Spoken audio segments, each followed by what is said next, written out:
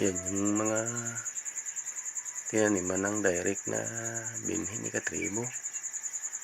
Hindi man lamang tumubo. Siguro sa sobrang init ng araw, init ng panahon. Kaya hindi man lamang sumibol kahit dinidiligan. Kaya ang ginawa ni Katribo, gumawa na lang siya ng papunlaan para pag nakapunlaan at tumubo ay saka na ililipat sa mga sako. Kasi talagang hindi natubo sa sobrang init siguro ng panahon. Kaya lang naisipan ni Katribo na gumawa ng punlaan na sa mga plastic. Talagang nagawa ng paraan si Katribo para makapatubo ng maayos na gulay. Sobrang init ng panahon. Yan, nilagyan na ni Katribo ng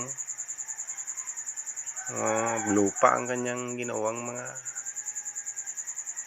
plastic na baso.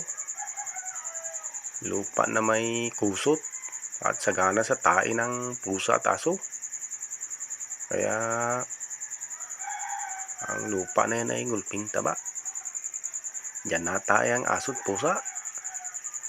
Kaya yan, pinuno ni Katribo at diyan ilalagay yung mga binhi. Ipupunla muna. Yan, didiligan na ni Katribo, babasay na bago lalagyan ng binhi para basa na agad yung lupa para mabilis tumubo ang mga binhi na ilalagay. Kaya diniligan muna ni Katribo ng magandang pagkadilig. Yan, namili na si Katribo ng kanyang itatanim na binhi. Ang pili niya ay una ay talong, gatalong. Maganda, gatalong. Pangalawa ay sili, gasili. Gasili nga ay mahalang naman ay pagkaigi.